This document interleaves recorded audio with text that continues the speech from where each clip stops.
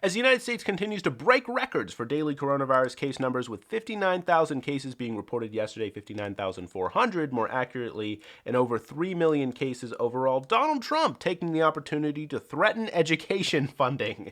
All right, so guys, this one actually pissed me off. I'm not going to lie. Education funding is definitely in the top list, in the top 5 for sure, probably even the top 3 of my most important issues and things that are very important to me. You can see here, just to read this tweet here, in Germany, Denmark, Norway, and Sweden, and many other countries, schools are open with no problem. The Democrats think that it would be bad for them politically if U.S. schools were to open before the November election, but it is important for the children and families. So I may be cutting off funding if they are not open. Yeah, okay. If they're important for the family and children, then why are you cutting funding? Okay, nonetheless, though, Donald Trump, of course, retweeting himself in this because this is one that everyone really had to see. And of course, I mean, this is one that a lot of people did see because, I mean, this definitely set off a major debate among people. Now, before I get into the sort of details of whether or not Donald Trump can do this, what would the impacts of that all be? First, let's just quickly look at this here, because part of the reason why these other countries are even able to have a debate about partially reopening their schools, and by the way, to say, oh, well, they're just opening up with no problem, is not quite accurate, because a number of the countries, particularly Germany and a lot of the other countries as well, they aren't just like reopening, sort of normally. They're having, staggered days or different kinds of, they have a lot of things in place. It's not just, oh, well, they're just reopening their schools, right?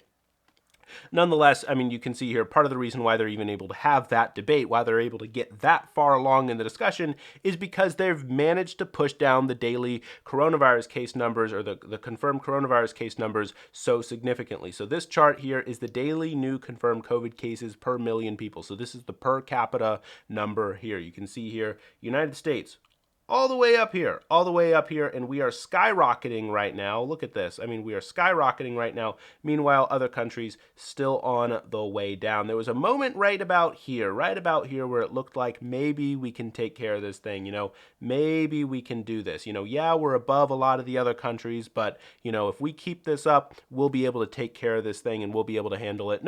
Nope, that was like, oh, numbers are going down. All right, let's go. Let's just reopen everything. Let's not wear masks. Let's, the stuff that we're seeing, I mean, we've talked about it on this channel. The stuff that we're seeing in terms of the mask wearing is ridiculous. And we're going to go into some of the stuff that Republicans are now doing later in this video to sort of mitigate some of that. But nonetheless here, I mean, that's, this graph here basically explains why those other countries are even able to have that debate. Now, when it comes to education funding, there's debate whether or not Donald Trump, of course, really could do that. I'll get to that in just a second. But first of all, how much of an impact would this have and who would this disproportionately hurt? So overall, the vast majority of funding for education in the United States is state and local government. So it's not clear that, that the federal funding for education would be, a massive amount. I mean, maybe 10 or 15%, maybe 5% in some areas. But what's most important, of course, is that it is low income and minority school districts, particularly probably in large cities,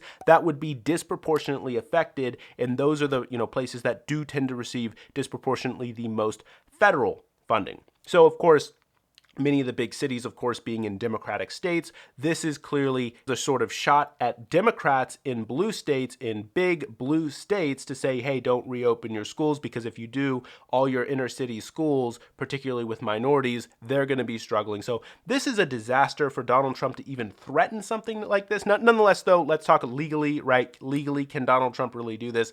Probably not, right? Because Congress, of course, being the one who allocated the budget in the first case, Congress said this is how much money we're going to be funding in terms of education. So for Donald Trump, the executive branch, to come around and say, well, I know that you allocated that funding, but we're actually not going to be doing that, probably not something that he could do. And I'm pretty certain that courts would stop it in the act. Nonetheless, though, there are a lot of things, the way the Constitution is set up, that even if the judge ruled, well, you can't do that, there's a lot of ways in which Donald Trump could still obstruct, just given how much power the executive branch does have in our Constitution. There's a lot of things that Donald Trump could still do to obstruct things, and, it could get held up in the court. So, while, yes, you could argue that legally, no, Donald Trump can't really do this, I have absolutely no doubt that Donald Trump could do significant damage and could levy real threats, like legitimate threats to education funding, to particularly, again, blue states, which,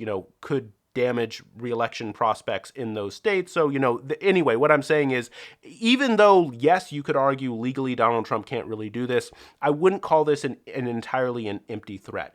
There is a little bit of backing behind this threat. So let's go through a little bit of the sort of general COVID cases that we're seeing right now across the country, and then we'll talk about sort of how we're handling stuff overall. So you can see here, we were looking at that earlier graph, obviously, and you can see the numbers shooting up. But this really, I think, puts it into perspective. So this is sort of looking at the daily cases. I mentioned at the beginning of this video that we're recently hitting new records. I mean, this chart here really shows it to you here, because you can see daily coronavirus case numbers way up here, when back here, when everybody was, all afraid of coronavirus, back in March and early April, way lower than what they are right now. So obviously this is just a situation where coronavirus numbers really are in a very, very bad situation right now. Now, a lot of people respond to that by saying, well, hey, look, hold on. That's because we're testing a lot more. And certainly that's part of it. Nonetheless, though, it is the case that we are seeing a lot more cases. And now, though, with that more data, we should be able to have a more refined approach, right? So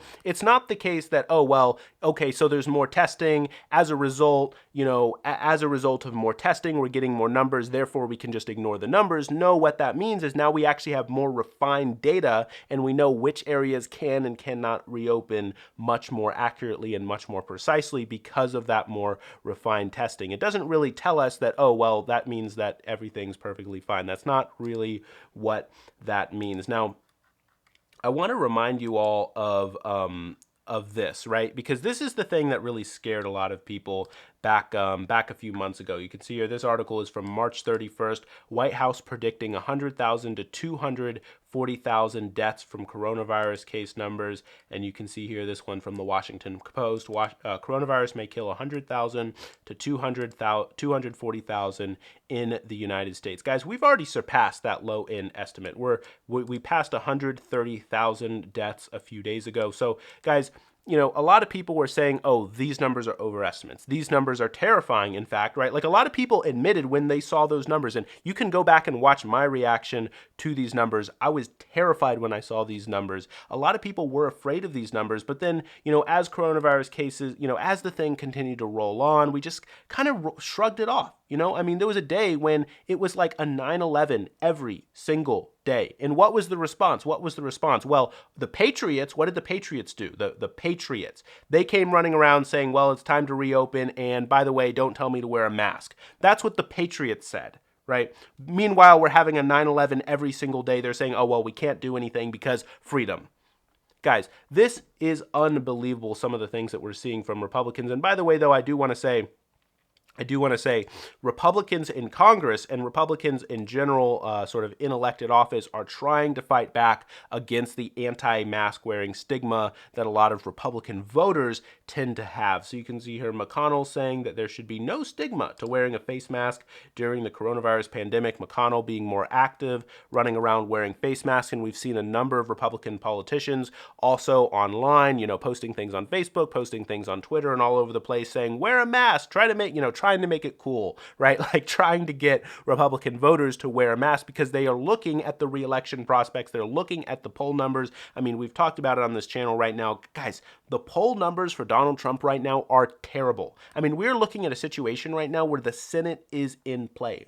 McConnell could lose the Senate. Republicans could lose the Senate. I mean, this is not something that we were talking about a few months ago, right? When Joe Biden was nominated, there was a lot of concern that, oh, well, it definitely looks like Donald Trump is going to get reelected. But right now we're in a situation where Donald Trump is completely destroying his own chances. And by the way, it's not because of Joe Biden. It's not because of Joe Biden. Joe Biden, he's hiding Joe Biden. He's basement Biden. He's just out there chilling out in his basement doing nothing, letting Donald Trump tie himself up and screw himself over with all of his massive mistakes. And Donald Trump, of course, still refusing to wear a mask, even though, by the way, he did say that he looks like a Lone Ranger when he wears it. Yeah, I'm sure. But anyway, the point that I'm trying to make here is that, guys, look, Do I want to make sure that we have quality education for our children? Yeah, obviously. That's super, super important. But if we are going to be reopening our schools in any capacity, it has to be staggered. It can't just be fully open. Because Donald Trump has also been running around saying, fully opened, no restrictions, everybody there, right?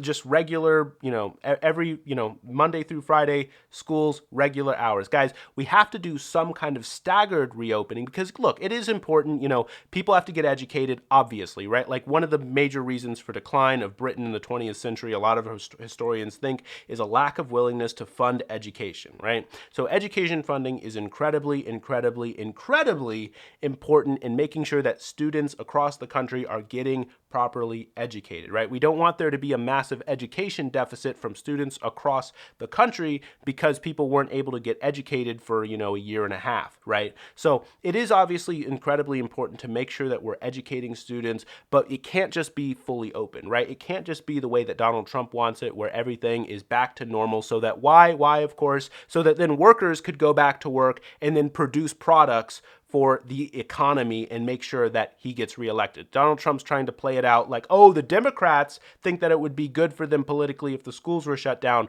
What it is, though, is Donald Trump, is the one playing politics, trying to reopen schools, threatening the lives of teachers, of some children even, and of especially the elderly in this country because he wants to get reelected, because the Republicans are afraid of losing the Senate. That's what this thing boils down to, right? Who's playing politics, guys? It's Donald Trump, because he's the one who is threatening people's lives.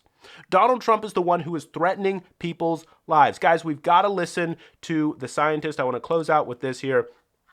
You can see here this article, Fauci saying that the United States could reach 100,000 virus cases per day as warnings grow darker. Guys, this is a disaster right now. You saw all those graphs that I showed you earlier. Coronavirus case numbers skyrocketing right now. We've got to do something to take care of this. We have to. And for Donald Trump to run around making things worse, threatening education funding, guys, it's not even funny. Like, it's not funny, right? Like, some people are laughing at this, and I understand the impulse to laugh. I was mad at Donald Trump's tweet, but I might have laughed a little bit because I was like, this is so ridiculous that he would even threaten something like this. But this is serious. This is so serious. We are talking about people's lives. We are talking about people's lives. I want you to recall, I want you to sort of funnel in for yourself that day, right, when you heard that 100,000 to 240,000 Americans may die.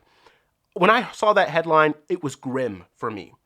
And maybe it was for you too. Funnel that moment into yourself. Funnel it in. Because that's how we need to feel. Because that's the situation that we're in. Those numbers weren't just projections, weren't just made up figments, right? This is happening. We've passed the 100,000 mark. We're 130,000 by some numbers, all the way up at 135,000 by now, right?